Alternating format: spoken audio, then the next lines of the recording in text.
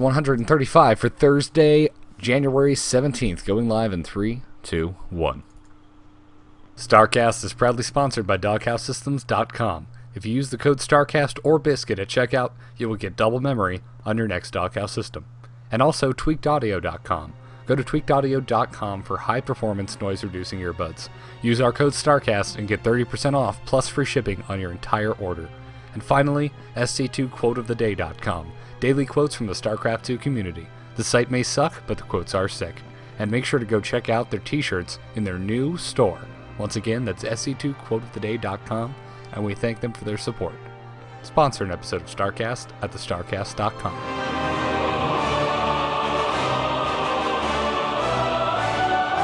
Hell, it's about damn time for StarCast.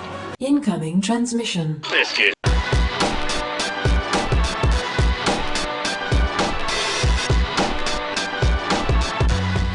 Welcome back, everyone, to episode 135 of StarCast, the StarCraft podcast. I'm Garrett Weinzierl, and with me, as always, is Kyle Fergusson. How you doing, Kyle? Doing quite well. We did get a patch today, just so everyone knows, but I'm not going to make a fad out of doing the pun sentences every week. Good. So, just going to leave that there. Hello, I'm doing great, and we do have a patch. Gotcha. And just a quick disclaimer at the top of the show.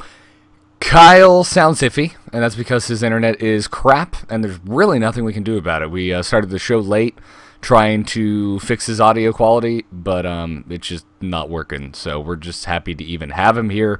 So, podcast audience, I know you're used to his voice being sultry, beautiful, and sexy, but that won't be the case tonight. It'll be low bit, blah, blah, blah. So, without further ado, let's introduce our guest host for the evening. Joining us is friend of the show, writer for EG. He helps manage our competitive clan CVO over on the StarCast.com. Just an all-around cool guy. Michael, better known as Achilles. Dude, welcome to the show. I feel this is long overdue. It has been over a year since I last came on your show. I think the last time was the 2011 year in review. Yeah. All right. Yeah, that makes sense. Yep. So Wow. it's good to be back. It's really good to be back. Well, welcome back. How are you doing, man? So you write for EG, so I'm sure you guys have had an interesting week over there. Yeah, it's been an interesting last few days. A lot of things are going on. It's really nice. Yeah, nice. That's a word we could use.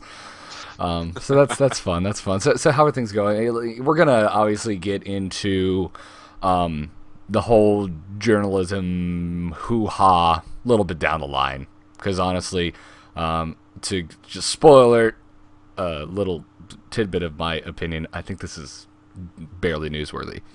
But anyways, how are things as a writer? You write for myeg.net, correct?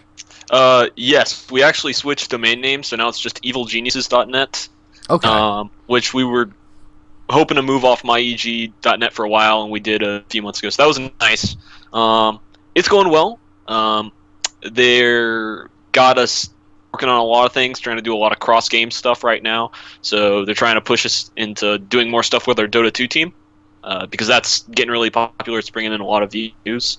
You guys know Evil Geniuses. We've had the MCSL for a long time, but we also have a Dota 2 league of our own now. And these past few days, that thing goes up at like 3 p.m. Eastern Time, and we had 27,000 viewers yesterday for the whole thing. And it's going up in the middle of a work day. That's American time. That's great. It is. That's really awesome. I have not tuned into that, but as a lot of people have known, I've recently have been kind of bitten by the Dota 2 bug, so I will definitely have to check that out. Yeah. AC and Tarrasque are our casters. They're great guys. They put on a great show. I can't say enough good things about our production team. Fantastic group of guys. That's badass. So are you? I know you're a big StarCraft fan. Do you play any Dota yourself? Yes, I do play Dota. Does EG have you doing any writing for Dota? Yes. So the way that a lot of the EG writing stuff works is that we have our leagues and they have their own websites. So we have to produce content for those websites as well. So if you've looked at MCSL's website in the past, you'll see articles that'll go up on that website that don't go up on EG's website. And we actually get a lot more flexibility with what we can do on those websites because we can talk to players from other teams. See, normally on EG's own website, I only have access to EG's players. But on other sites, I had an opportunity to talk with Sella once. That was incredible. That was one of my favorite interviews that I've done. I got to talk with QXC. That was really neat. And so now we're also doing that with the D2L, which is our Dota 2 League website. So it's really cool. Cool. Very awesome, dude. That's great to hear. But let's get into the subject at hand, StarCraft. I mean, how's that going? Have you gotten to sit down with any of the players you're a big fan of and kind of do like articles with them or anything like that? Yeah, one of the big things that's coming up, and it's something I'm working on right now, is we're gonna have a Stefano interview coming up pretty soon. So I'm gonna get to talk with him. Oh, I'm so jealous. I love Stefano. Yep. He's I'm a big fan.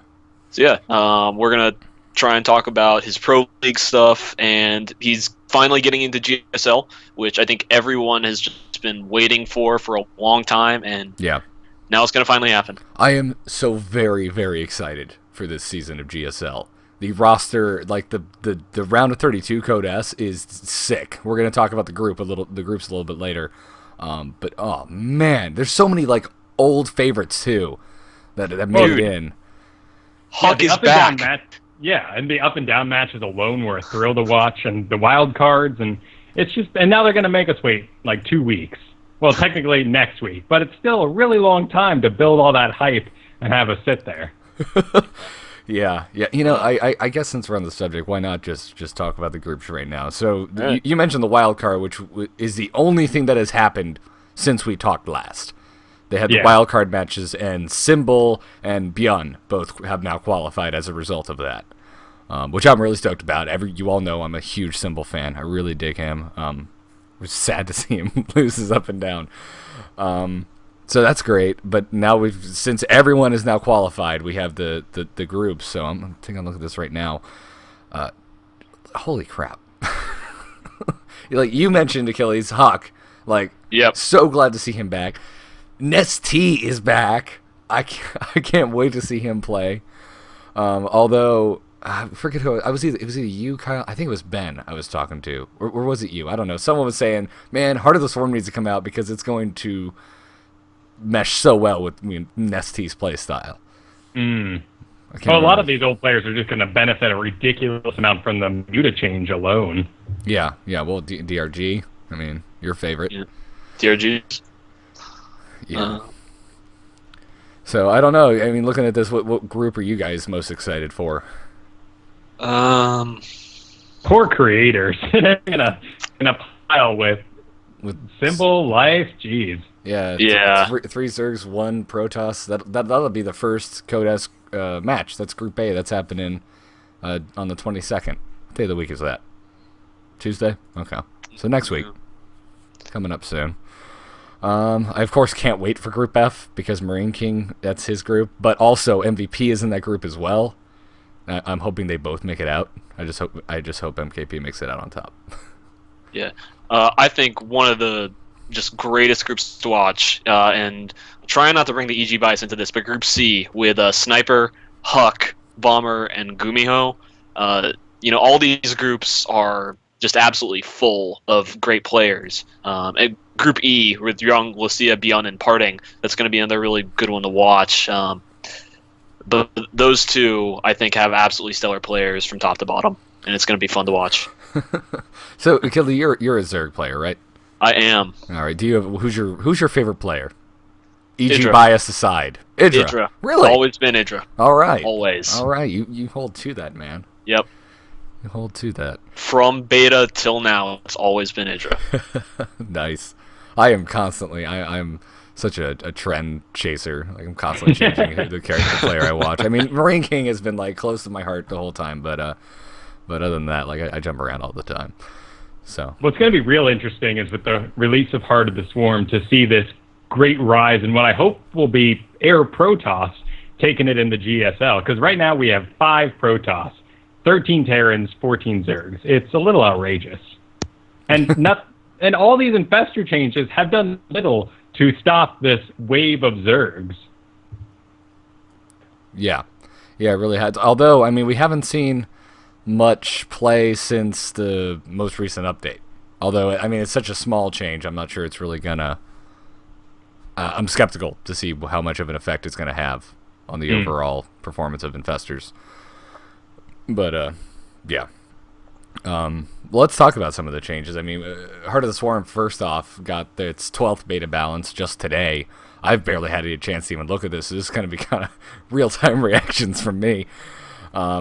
So, Reaper last week got a bunch of awesome changes. It's just getting a minuscule one, a little tiny buff. The health is being increased from 50 to 60 this week. That just went live. Well, actually, technically, isn't still live because these changes aren't rolling out until the MLG show matches are finished tonight, correct? No, they would have to take that show match down, and that would be bad. Yes, it would. It's quite nice that Blizzard, does that. They're not just like, oh, okay, power down. Before they, the big switch on the wall, all Frankenstein style, and someone's like, wait, no!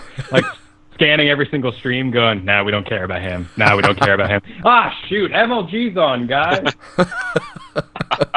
Shut it down. Upstairs is Dustin Browder, and he's watching it, and unbeknownst, like, not even paying attention, and it just goes down like, what? How dare they? I hope he's doing the hands in front of the mouth sort of thing, and someone comes in and whispers in his ear, and he does that. Stands up very slowly and marches out of the room. Destroy the rocks. What, sir? Destroy the rocks. Oh my god. I have been watching way too much Pro League. They have that one map that might as well be an island map, and it's rocks everywhere. It's Dustin Browder's dream. It's like when he has a dry, rocky dream, I guess. Yeah, I'm trying to figure out. Chad, do you guys remember what the name of that map is? I don't think it's Arkanoid, but I still haven't sunk my teeth It's the one with all the rocks. All the rocks. I don't know. But anyways, talking about the Reaper change, Blizzard said that they thought, Reapers are heading in the right directions, but they said that players are really forced to utilize the Reaper's passive healing ability between attacks in order to maximize the unit's efficiency, so they'd like to further promote this type of play by slightly increasing the health. So, cool. I'm all for it. I really like the changes that they made to the Reaper last patch, so I'm all for more promotion of Reaper use. Yeah, it finally has a place in the game. Sadly, it's not the longevity that Blizzard was hoping for throughout the game, but hey, this is nice. This is frustrating, too. Granted, I haven't had to kill a Reaper with 60 health yet, but I'm assuming it'll be a bitch. Yes, as we all know, the technical term that you use very often. Oh, yeah, well, we call them a bitches of Reapers. Bitches of Reapers.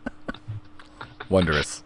Yeah. Wondrous. So, many of you guys may or may not know, but I have access to a group of absolutely incredible StarCraft players who obey my every whim and command. CVO, which is the StarCast competitive group. And I talked to them about these changes before I come on the show. I wanted to sort of get their feeling because I'm not nearly as good as they are, and I only play Zerg. The Reaper change, they generally seem to like it, because they think Reapers really feel a scouting role, and this just makes it a bit more durable scouting at this point. Yeah. You can still pick off a worker or two. Yep. The important thing to me is that the build time doesn't change right now, because we're already seeing one Reaper out super early. If they're waiting for 3, it's not that big of a deal. You've got a queen or something to defend yourself. I mean, you might even have a flying mothership core by the time 3 get to your base, so not too many issues there. Yeah. Oh, please excuse my voice. I haven't said. I know I said this in the pre-show, but podcast audience, I was at a concert last night. Did a lot of yelling, and my throat is a little hoarse as a result. So went into cardiac arrest. What? Cardiac arrest. Too many parties. Oh, gotcha. Yes, whatever. Protoss changes. The Void Ray, the supply cost has been increased from 3 to 4, and activating the Prismatic Alignment ability now causes a timer to display over the Void Ray for the duration of the effect. I like this. I like visuals. Read the description, though, because David King talks about it that players aren't macroing against this beam. We're basically treating it like we've learned for the past almost 3 years. When a Void Ray comes in and starts charging up, you just kind of stand there, to be honest. You go, oh, well, flock of Void Rays, what am I going to do? They're all charged up. So when we see them instantly charge up, it's even more of like a, well, screw it, everything's dead. The way he talks about this now is that he wants people to macro against it, which makes me think that the numbers, the countdown, is visible to the opponent player, and this isn't for the player using the Void Rays. Huh. If that's the case, that's crazy.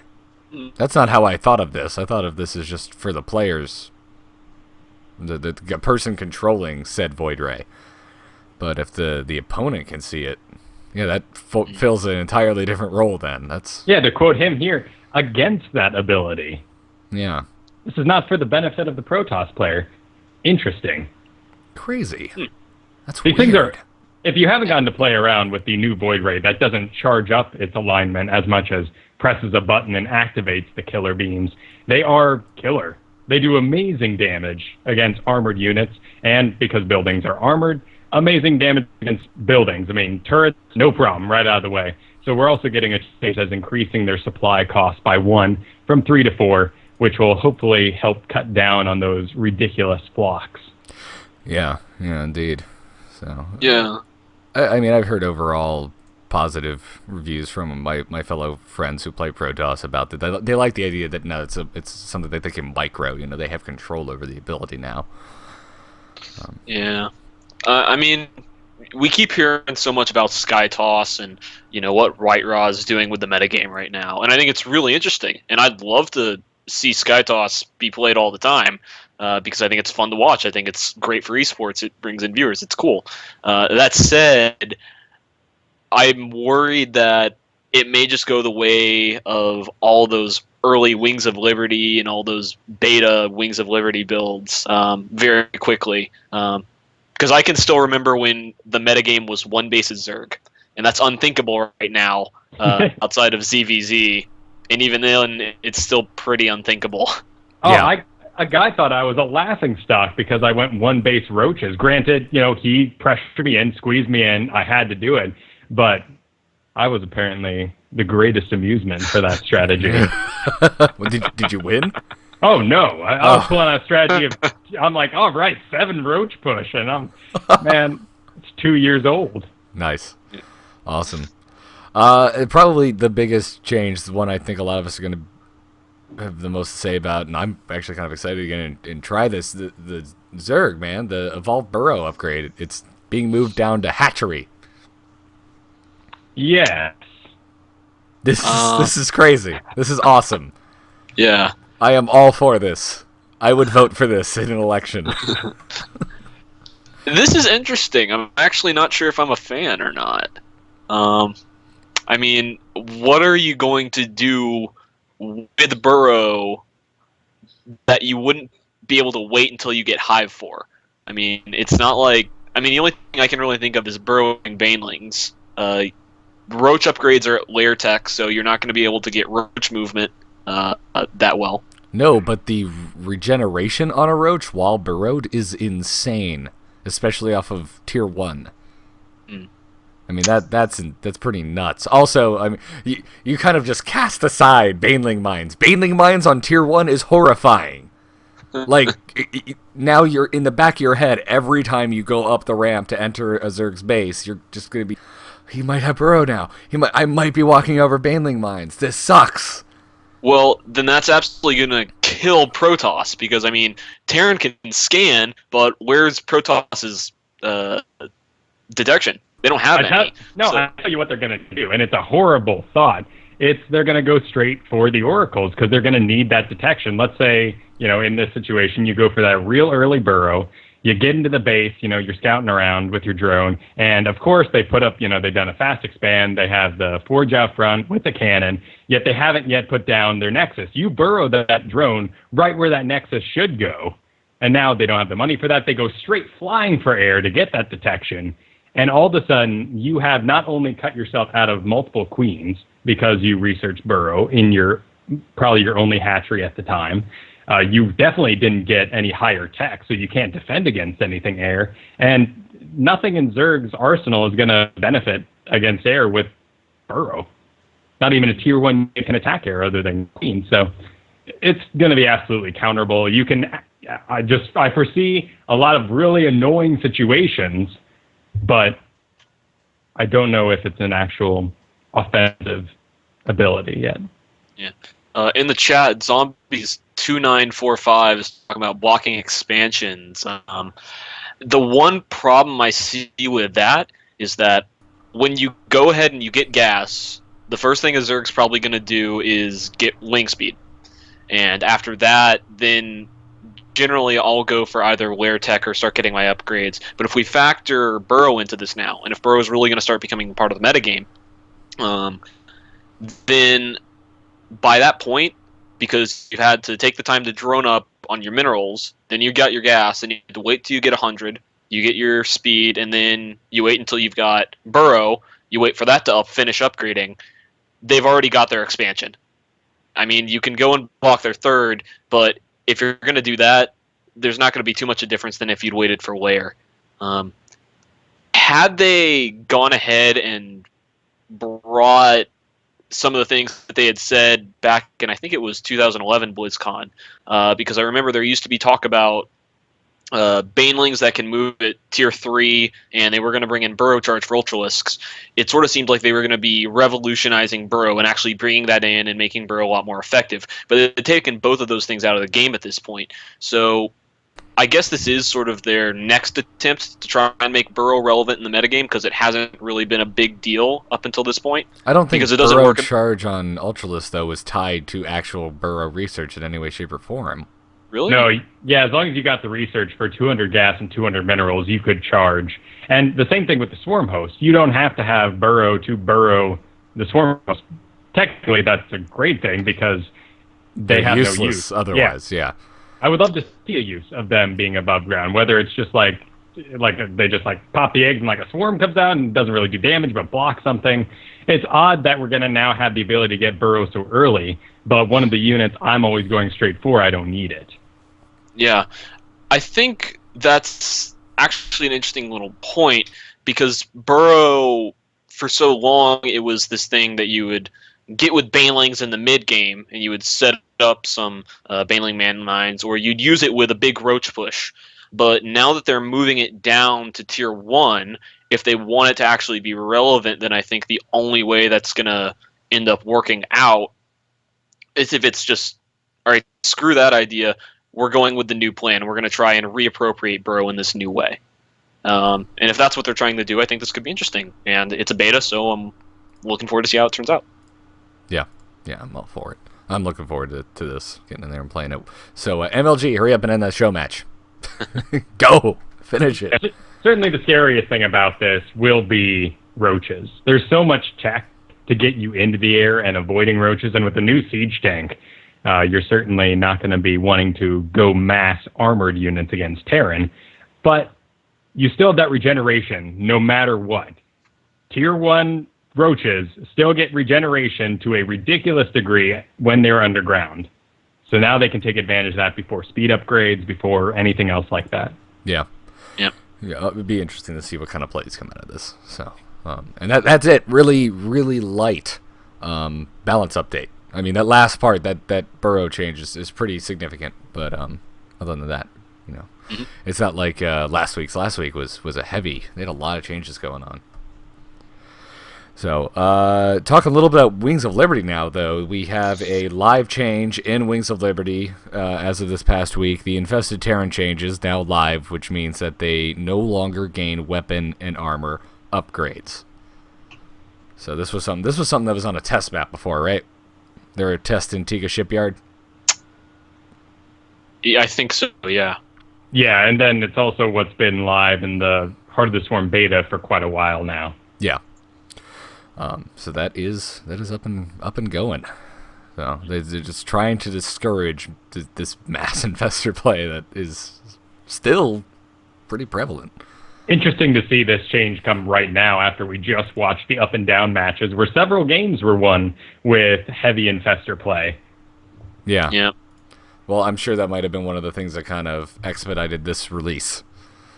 Like, God, we really need to do something about those damn infestors, man. Yeah, I mean, Not needed. it's interesting. Infestors are still really strong. Yeah. People want it changed, and Yeah, I agree. Absolutely agree. So, in much less super serious business, Blizzard had a development Q&A this past week, and these are always about lore. And it's the nerdiest stuff you've ever heard in your life. It's I swear that they ask themselves these questions because they pull them from a magical sort of forum place, but really they're so damn specific. Yeah. Someone's got to be on the inside. Yeah. So they asked, do overworlds move at the speed of light? How exactly do Zerg travel throughout the galaxy? The first thing I want to say is, if you've ever played StarCraft 2, and if you've ever played a Zerg or watched a Zerg, you will know that overworlds don't actually move at the speed of light. That is not a thing. That doesn't happen. You can get an upgrade, and they still don't move at the speed of light. They still move really slowly. Well, Now, technically, in space, they could, rocket fart themselves to such a speed without gravity to gain the speed of light. But no, if you've actually seen the cutscenes from Brood War, they're a poorly done one, but it was like a black hole that kind of went, and then things kind of shocked out of it. Yeah. So that was also kind of the humor in this question. They said, in the past, the Overmind created wormholes that the Swarm could use to move rapidly about the galaxy. After its death, Kerrigan was able to do the same thing. At some point between the events of Brood War and Wings, she added Leviathans to the Swarm, huge, spacefaring creatures able to carry countless Zerg within them and bend space, creating wormholes that let them travel immense distances quickly. I don't know what this voice was. The Leviathan is one of the biggest drunk mistakes of the Zerg evolution swarm. One night, an Ultralisk went out to a bar, had a few too many, looked over at this hideous worm creature and said, I'm taking you home tonight. And you need some spine crawlers on your arms. Can I say how disappointed I am that thing didn't make it in as a HOTS unit? Because we all thought it was going to be a HOTS unit. No, did we? Did we really? I didn't. The thing takes up half the screen. Nothing is going to work that big. No, go back, Garrett. And Achilles is absolutely right, because we had motherships, we had Thors, two things that were looking like hero units for Heart of the Swarm. Zerg sitting with nothing. The Leviathan was an option. Well, now Thors aren't that big, though. No, not anymore. Now, now even less so. Now they're really small. The mothership is completely useless, and that's it. So no. I never in a million years thought that was going into the live game. I totally remember when you guys still did the campaign roundtables way back when. The last one we talked about the Leviathan. Okay, well that's like you saying said it's coming into the game in Heart of the Swarm. Well, that's what you guys said. All right, sir, but that is like quoting something that I said when I was 6. It's like when I didn't know anything about the way the world worked. When you didn't know the way that the Swarm that worked StarCraft and evolved. Yeah, no. Either way, we now know that Kerrigan, going forward and in the past, has had the ability to open wormholes to carry the Swarm. Yes. Yeah. I never mind. I was going to make a Doctor Who joke, but I did that last week, so I'm going to let it lie. Yeah. It seems like, normally the catch-all, how you're going to explain everything for the StarCraft universe, it just seems to be either the Zerg evolved that way or psionics. Space magic. The answer Space for magic. Everything. Space magic. Yeah, they did get to that with the hybrids talk in this article, and with why aren't there any infested Protoss? And it was basically that Protoss are so strong-willed with their psi abilities that it's impossible to infest them. And once you infest them, their genetic material is useless because it's so complex and ancient. Well, lottie freaking da, Protoss. We got free name changes. All of us. Everyone, look under your seat. You got a free name change. You got a free name change. You got a free name change. Yeah, because paid character name changes are still nowhere to be found, and Blizzard says they're very sorry, so here's a free name change. More interestingly, though, as they said, don't feel the need to remove your clan tag because we're getting, clans in Heart of the Swarm. They said there will be another rollout of another free name change with the clan service in Heart of the Swarm.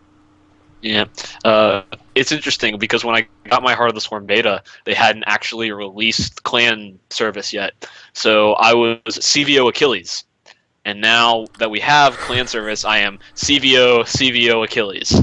Well, you're not the only.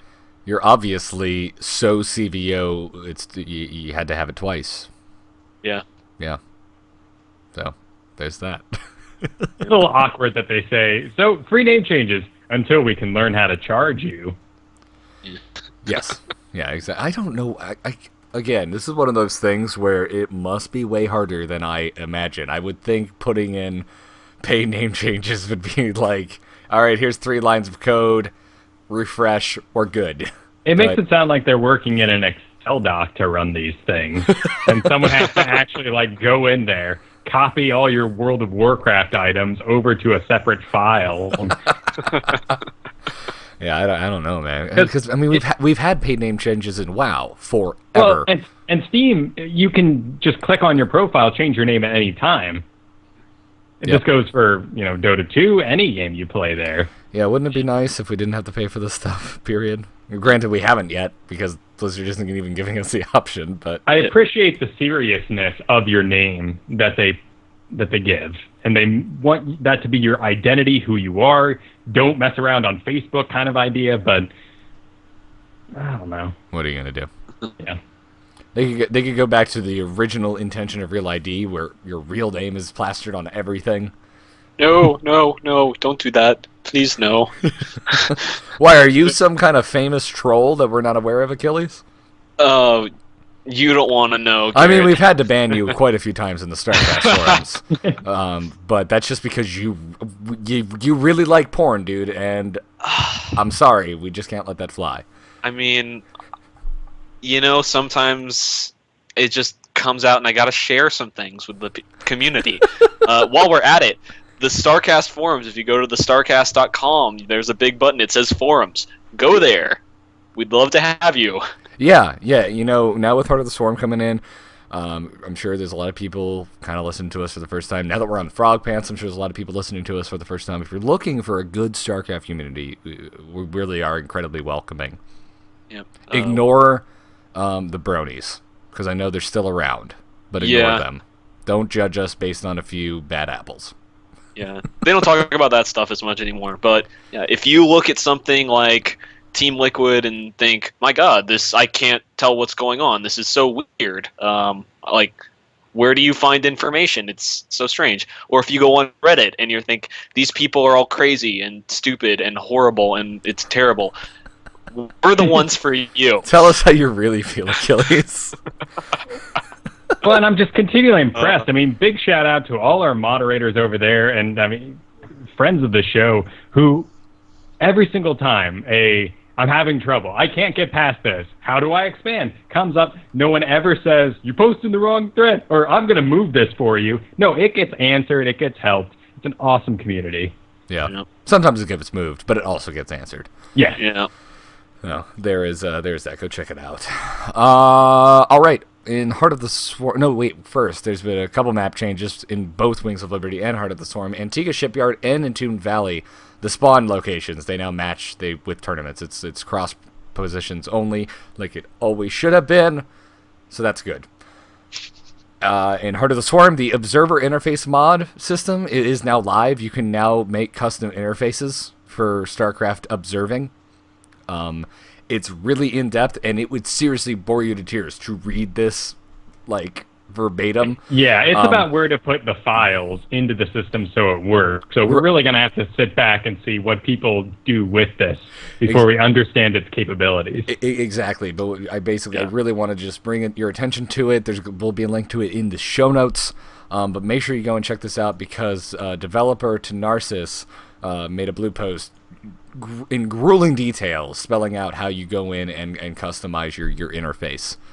To jump back real quick, we kind of went real fast over the map changes. Blizzard's actually said that they are going to be using more tournament maps in Heart of the Swarm, which is really exciting. And they're also planning on having a quicker turnover and association with those tournaments and maps. Good. Yes, this is what we want. This is totally good. Yep. There's no. Yep. There's really no reason many, this shouldn't be happening already. There's so many awesome maps out there, and it would be great if, even if it was the first time we all saw it, if it's in the finals or something, you want to get on and play with that. Yeah. What's really exciting to me is that observer interface mod system. It's not something that I have any idea how to use. I kind of want to learn because I think that would be neat to play around with whenever I'm watching replays or observing a friend's game. But when it comes to tournaments and when it comes to esports and you're actually broadcasting, I know our production guys are just going to tear into this and they're going to come up with something amazing. And it's the first time we've ever seen something like this. I mean, you can look at a game like Dota 2, which that interface for observing is pretty much perfect already, versus something like League of Legends, which is a mess. It's a good game. But their observer interface, it needs some work. It's a terrible game. I hate it.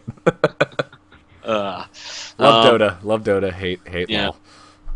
But yeah, this is the first time we've ever seen something where they're actually really letting us customize it. I think it's cool. It's exciting. It's going to do a lot of neat things for production.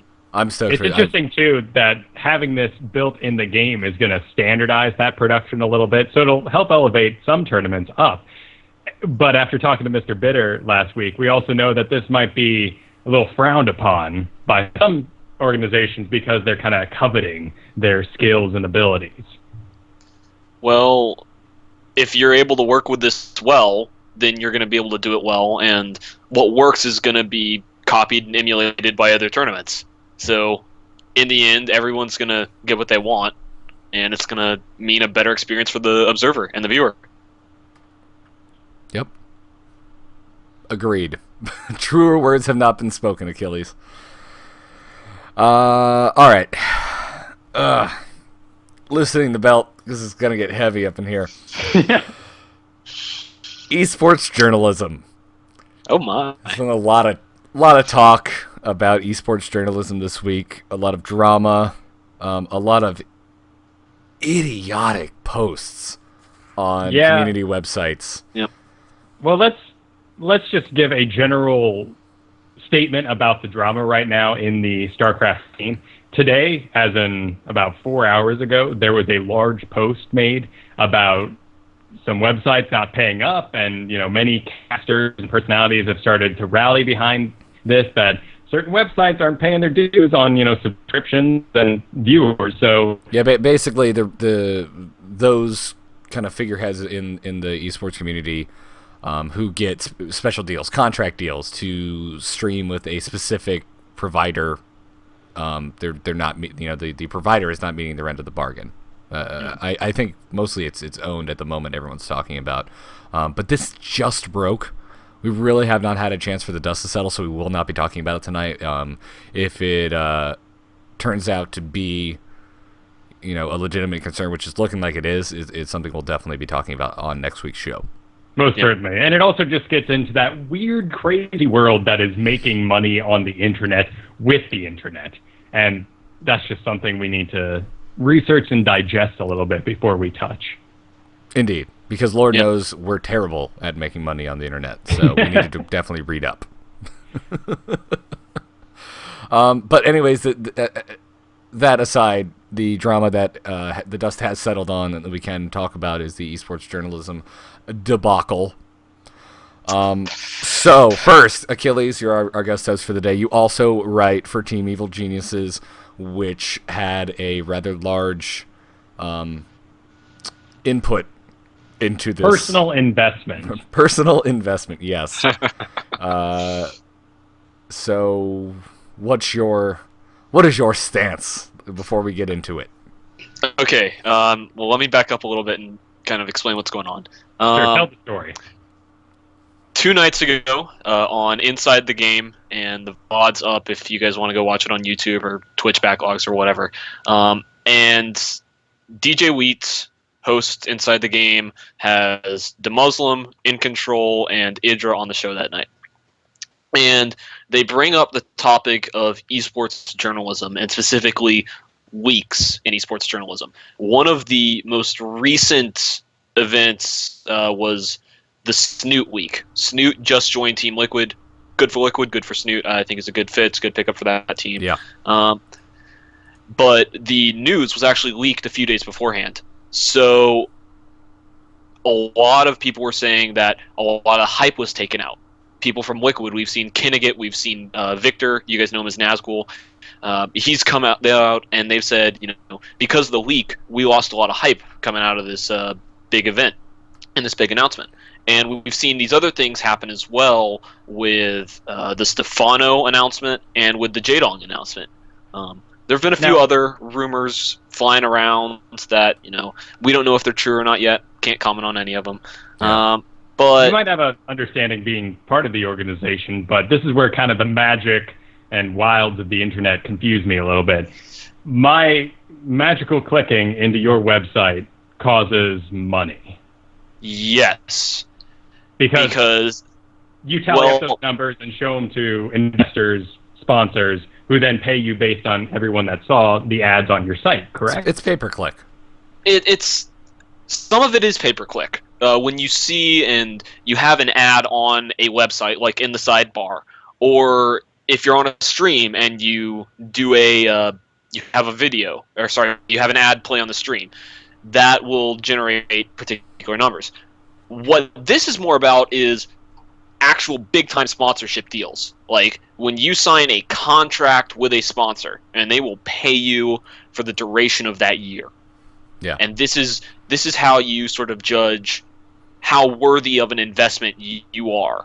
So the big problem comes in is if we are losing numbers, if we are losing hype, then we're not going to have as big releases, our announcement videos, we're not going to get as many views. EG still does really well.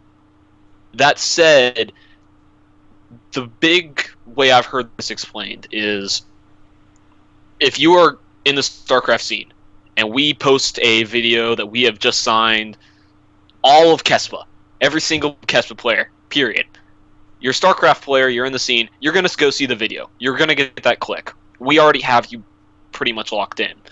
What happens is if we can get a lot of hype behind this announcement, then it's going to push past the StarCraft scene into the casuals, out of these niche communities and into more of the mainstream gaming stuff. You'll see it pop up on PC Gamer, maybe IGN even, if we can get enough hype behind it. But when you announce it on GameSpot 17 days beforehand, then what happens is you actually lose a lot of that hype, and it sort of just stays around in the StarCraft community. We've actually seen sponsors come and they'll say, hey, we think that what you guys did, we saw this video. How do we get involved with stuff like that? And that's how we bring in our sponsors. Things like that really helps us out a lot. So when you have your news spoiled and leaked, it does hurt EG's business plan. We also know that most sponsors trade out their various contracts right at the start of the new year. So happening right now in January, this is a pretty big deal because I'm sure a lot of these organizations wanted this to be big press so they could show off what they can do for the entire year. Mm-hmm.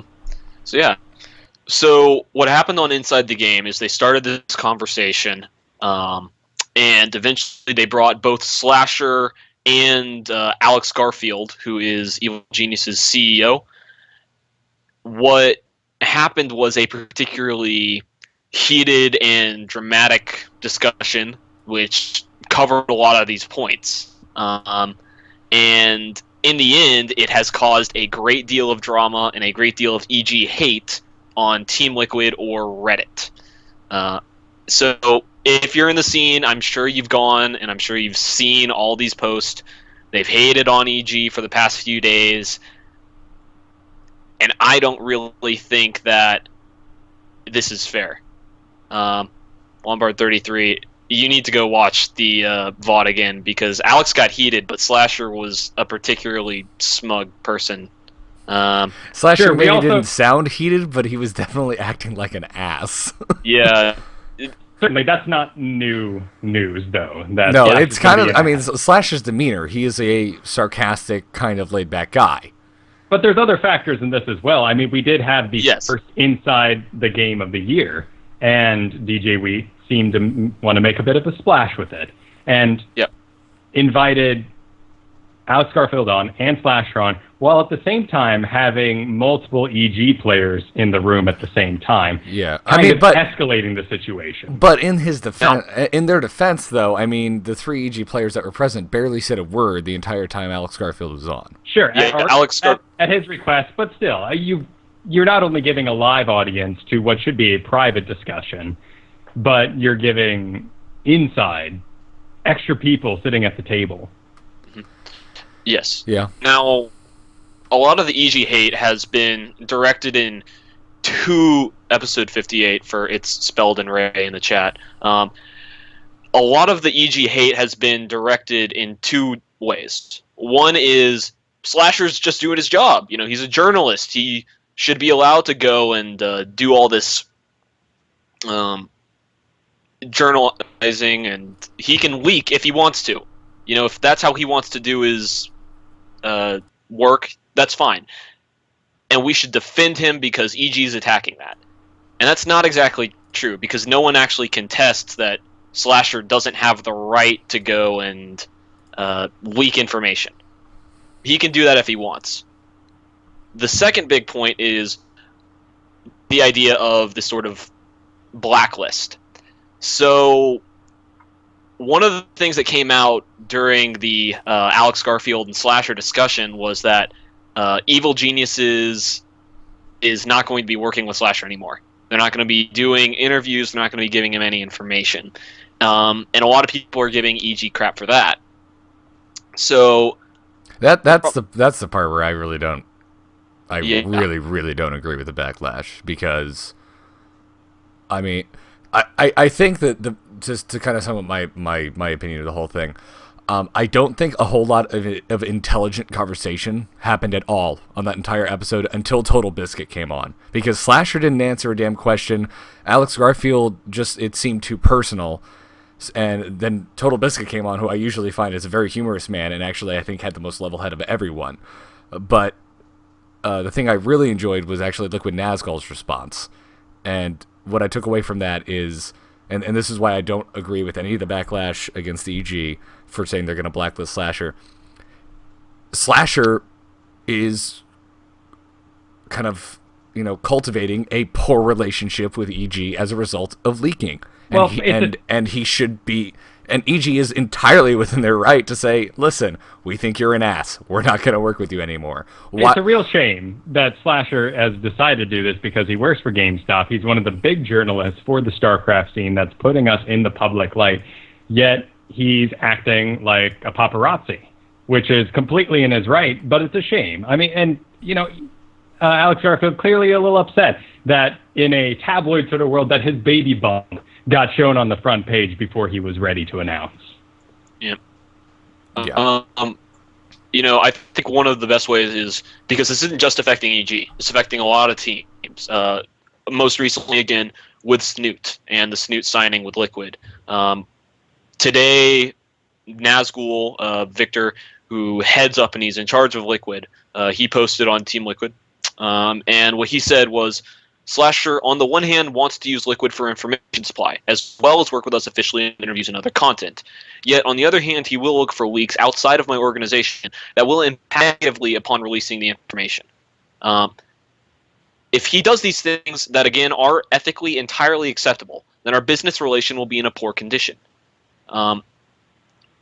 Slasher he can do whatever he wants when he's being a journalist. When EG or Liquid says, we don't want to work with you, that's a consequence of Slasher's actions. Yeah. And, that's fine. Both these guys can do it this way. Should it have been handled on Inside the Game? Probably not. No. And I think that's what sort of elevated this into Reddit drama levels. And whenever Reddit drama happens, it ends up always going against evil geniuses. I think that there's this sort of built-in sentiment that goes against evil geniuses that's in the StarCraft scene right now. Well, you're talking about a community that also puts on a pedestal some of the most unprofessional personalities in the StarCraft community. Yeah. So and they're obviously going to go against the establishment.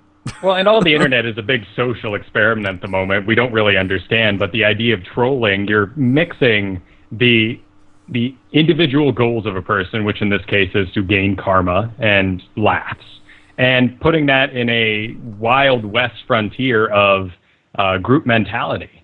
And so the first post is always a joke, even in the most serious of threads, because that's how people work when you get in that situation. When you get that many personalities together, yeah, and then you strip them of their uniqueness of their faces, you're just going to have an odd place. Yeah. Yeah. So I don't know. It's just absurd. The entire thing is absurd. To expect there not to be people looking for leaks who are going to then capitalize on their leaks is absurd. It's gonna happen. You have to deal with it. And to expect major organizations to not want to work with your dumbass anymore because you're capitalizing on leaks on their that is having a negative effect on them is also stupid. So I don't know. I think the entire discussion is just ridiculous because there's no way you're going to win. You're not going to do away with journalists that work off of leaks. Yeah. Now, actually, you do bring up an interesting point, and it's sort of the prevalence of leaks and just how very easy it is for information to get out and for it to be leaked. A lot of times, I would say when we see these things like the Jadong leak, the Stefano leak, and the Snoot leak, they're most likely not coming from the teams. Most of the time, they're coming from, if you've got someone else, and we'll take Snoot as an example, you've got all these different companies trying to bid for a free agent, and everyone is sort of knowing, okay, we're bouncing these offers back and forth, and eventually someone decides. So now everybody else knows that Snoot's going to Liquid, and automatically they have that information, and they can do with that whatever they want with it.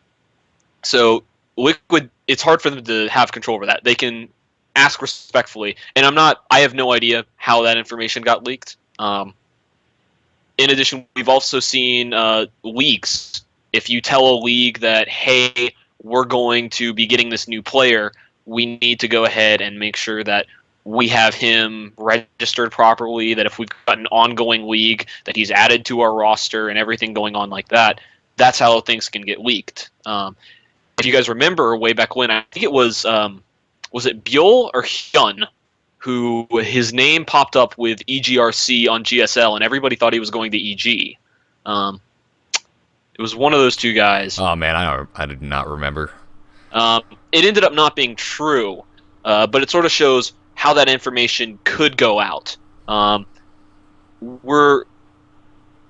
it has happened that way. It hasn't happened yet. Chad is saying it's Buell. Yeah, it was Buell. So it has happened that way in the past. That gets into things that I'm not sure I am allowed to talk about. Well, then don't. I don't. Yeah. Sure. Breaking news on StarCast. StarCast gets Achilles fired from EG. But that is something that has happened before. So it's very, very difficult to actually contain information in the EG space, in eSports space. And there's a lot of discussion right now as if you can actually control it at all, if there's actually a way to keep private information private. Because the way the industry is set up right now is that everyone is friends at this top level. Everyone knows each other, and everyone's going to tell each other this cool news. So it's really hard to keep things silent.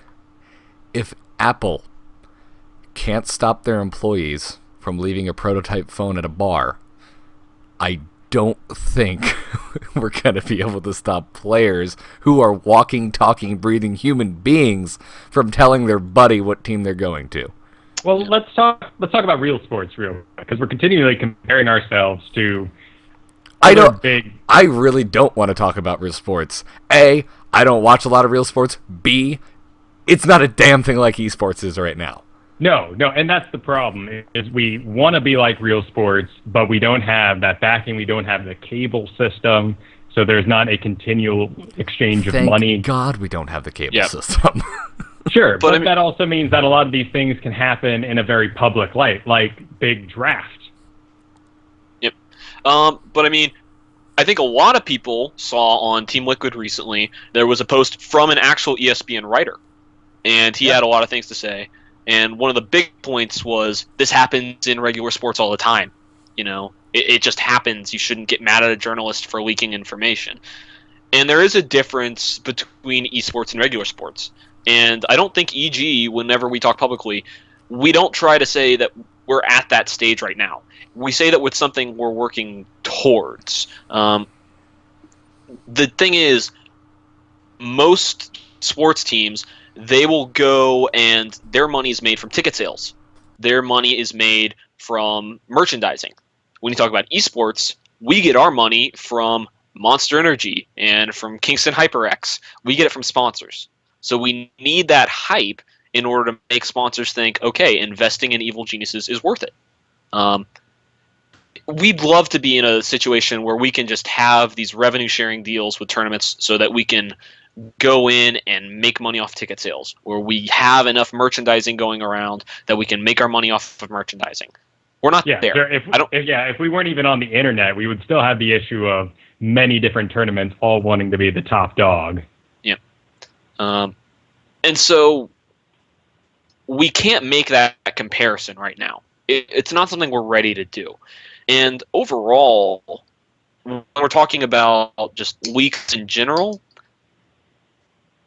yeah, they're not going to get in a huff because that doesn't affect their business model at all. You know, you don't see this massive release video coming out of the Atlanta Falcons. By the way, rise up, go Falcons, let's beat the 49ers this weekend. My team's out, I don't care. Who's your team? Giants. 35-0. That was a good game. That was a really good game. Yeah, it was fantastic. What a wonderful. I had a great time. Yeah. Yeah, and then my girlfriend's team's the Bears, so they screwed us over and then didn't even make it through. So go Bears.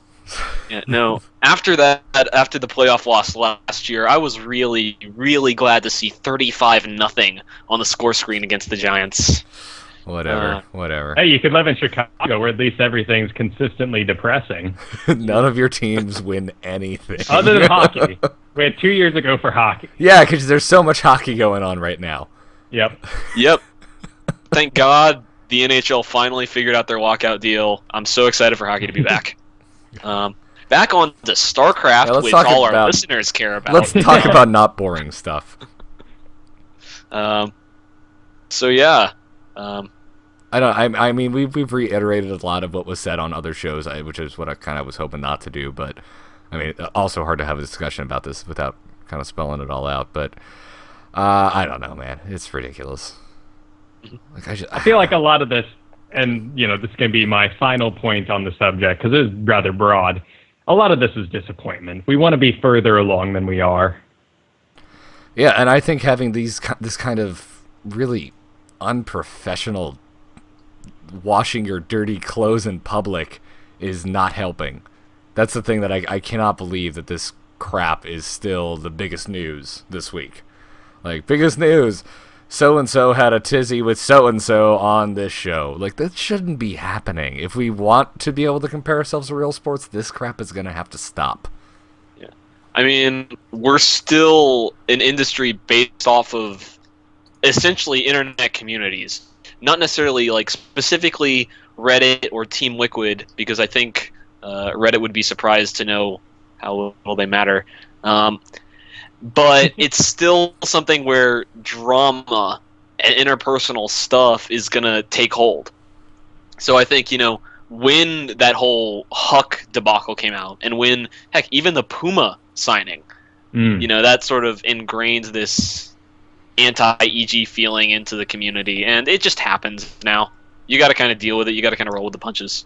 Yeah, also, I think a lot of members of EG are they're the most prevalent out there, kind of. They're on they're on Inside the Game every week. I mean, they're one of these teams that has so many members that are very much vocal about their opinions, and they're constantly out people there supporting them and making sure they get on these shows and get that exposure. And if you're looking from a strictly outsider, you're thinking to yourself a little bit, who are these guys? Why do they make this money in the match? Why do they have full-time jobs to play these games? So there's already going to be some residual EG hate just because they're on top here in America, and everyone wants the spot they're in. Yeah. So I don't know. I mean, there obviously EG has a crap ton of fans. Mm-hmm. It's, I mean, you guys have been EG has been insanely successful. So I don't know. If you're the Yankees, there's gonna be some haters. Like it just comes down to it. So yeah, I think if Sundance was on the show, he would agree with me as a fellow Yankee fan.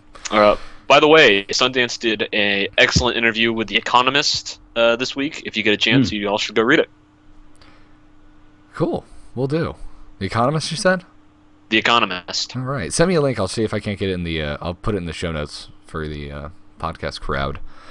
We'll do. But anyways, I think that kind of does it for the news this week. We talked about GSL at the top of the show, so a little bit shorter show this week.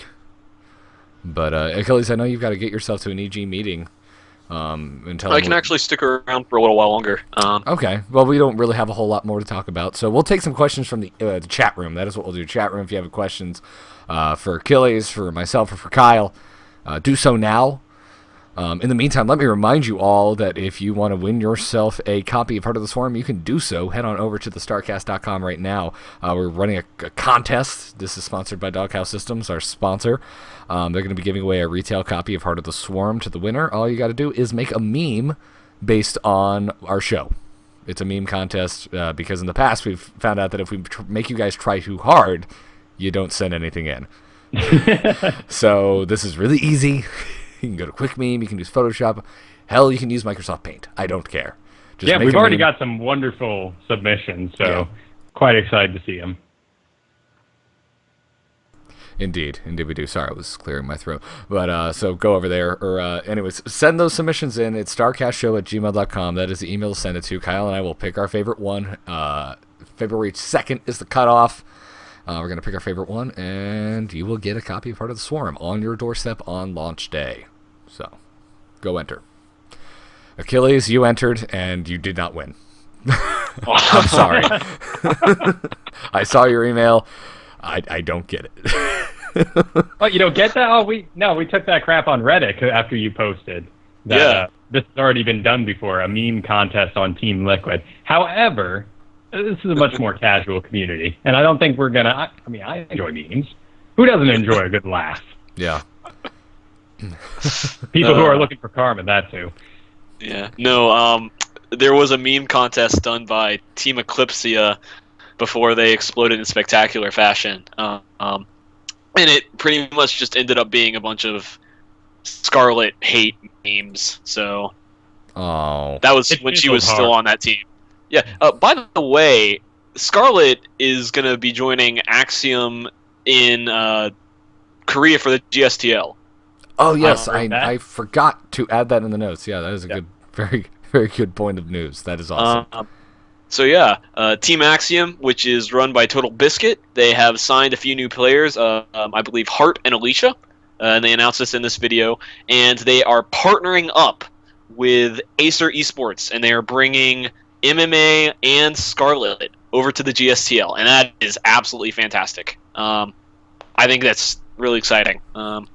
It's good to see Alicia and Hart back on a team. So yeah, I think it's big news. I think everyone's really up for that. No, but it's great to see all of the foreigner teams finally getting some footholds in the GSL. If we could just fix this damn worldwide Airbus problem. I mean, come on, Boeing.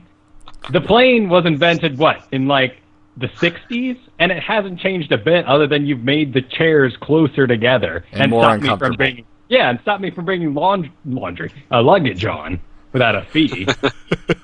Oh, honestly, my God. There's got to be better technology. I would rather jump out with a parachute while over my destination and save $100. Yeah.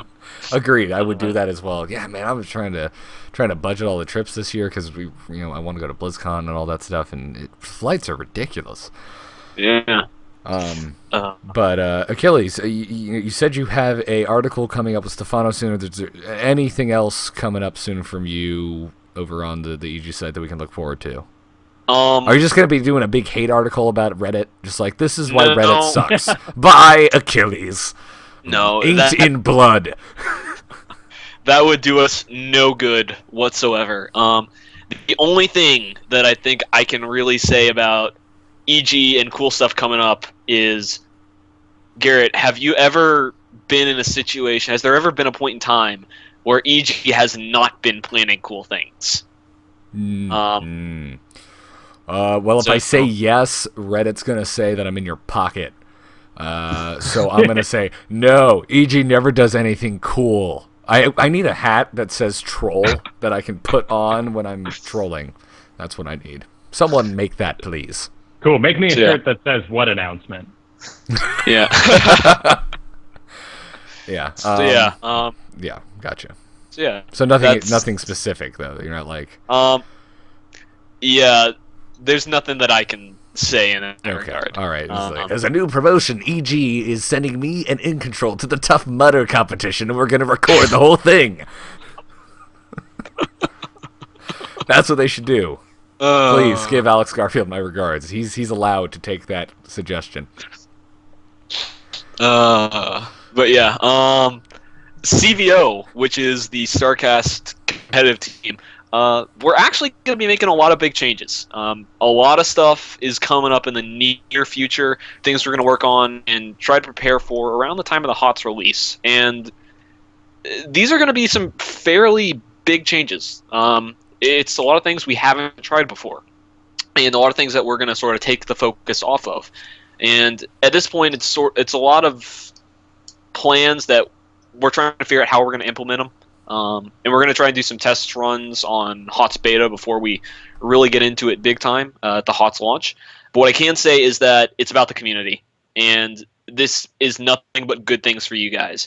If you guys are listening and you don't really hang out in sort of the StarCast community on the forums, or the 3 people who still play the game, or if you're a show listener and you still fit in that category, this is going to be your chance to get back in the game and to really have some fun. I'm excited about what we're going to be doing. Awesome. That is a great pimp of our community. I'm just so excited for this because it's a lot like a World of Warcraft expansion. It's our first expansion for StarCraft 2, so we really don't know everything that's going to happen, if we're going to have delays, if there's going to be any drama about that. But either way, there's a reset, and because of the new units, much like World of Warcraft gear, because of these new units, there's a complete reset of builds. And if you have ever wanted to get into StarCraft, that's going to be an excellent time because everyone's going to be on the same foot. Yeah. We had a question from the chat room. Achilles, do you have any knowledge of EG's relationship with GameSpot in general? I do know that there are other people covering eSports for them other than Slasher. As far as I know, we don't have an official relationship with GameSpot. That's not something that we've ever really had, sort of this, close official relationship with them. Right now, I think we're probably going to be backing off with that relationship because of the issues with Slasher. Again, a lot of this is above my pay grade and above my call, but from what I know, there never really has been a big relationship with GameSpot, and it doesn't really look like there's going to be one anytime in the near future. So. I don't know. I mean, all this sounds like it's time to become buddy. Yeah. And then because we love really serious questions, is it true that all EG players can bench press a house? Well, that's actually an interesting question.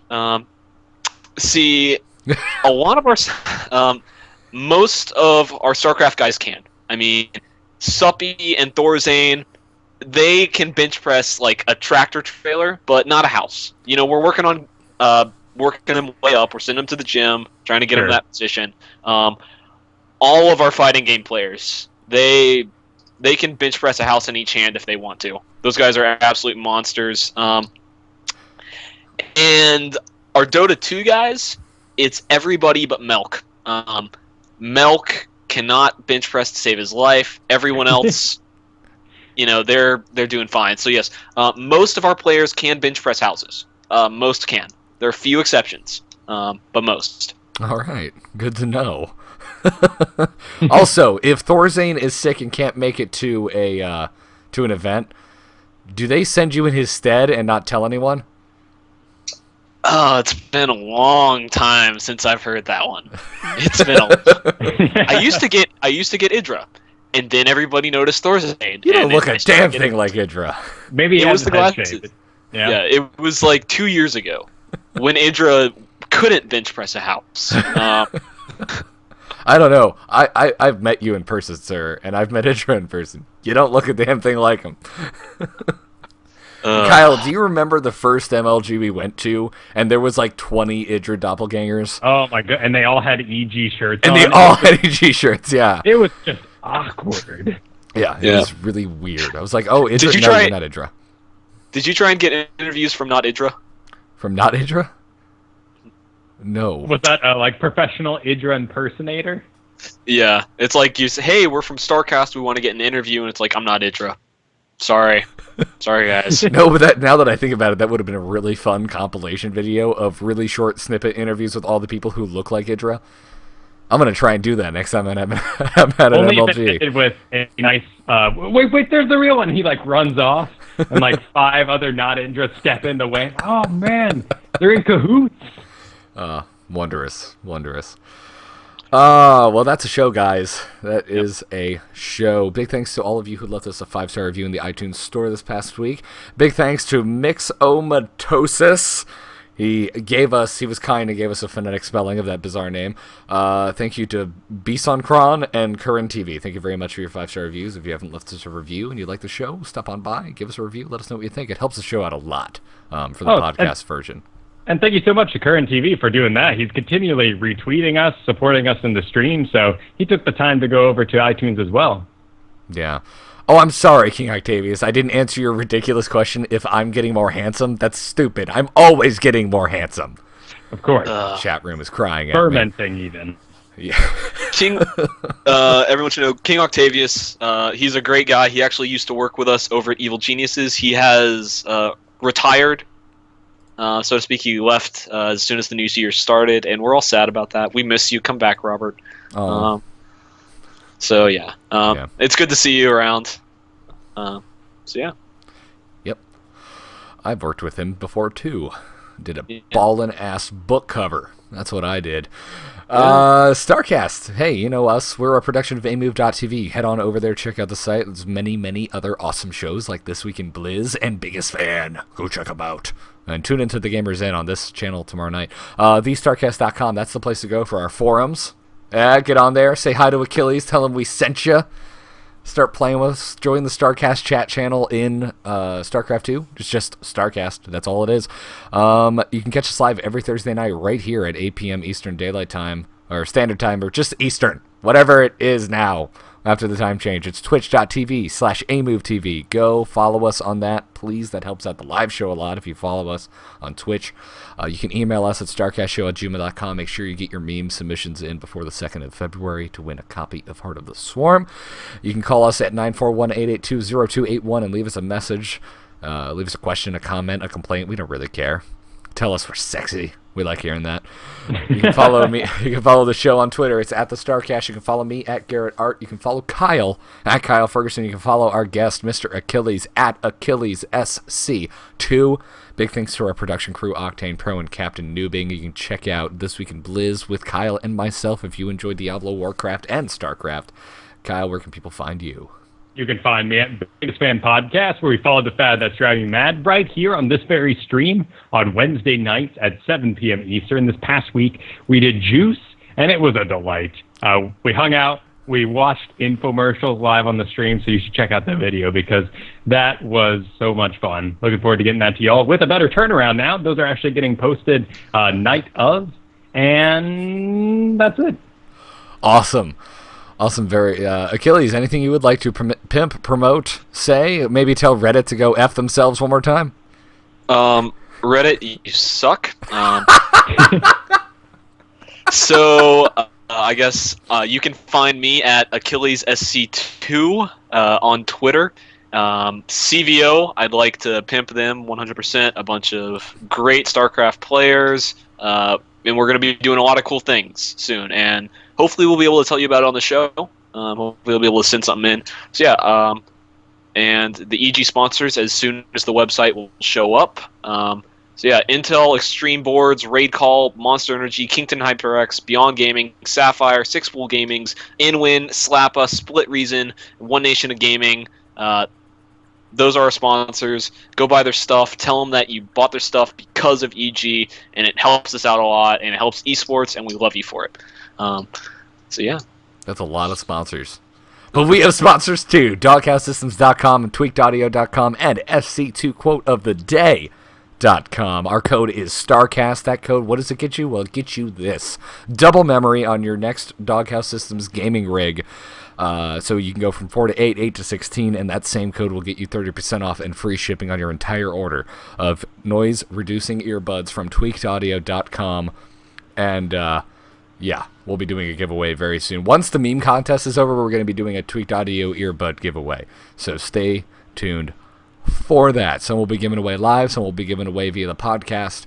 So make sure you tune into both to double your chances. And then just on a personal note, please go check out my recently posted portfolio site, nomoonart.com. If you need any streaming graphics, design work, logos, anything, I'm always available for freelance. And yeah, would like some new contract work, so go check it out. Yeah. Yep. Shameless self-promotion. That means it's the end of the show. We will see you guys next week with Jonathan from Carbot Animations. Until then, good luck. Have fun. Take care.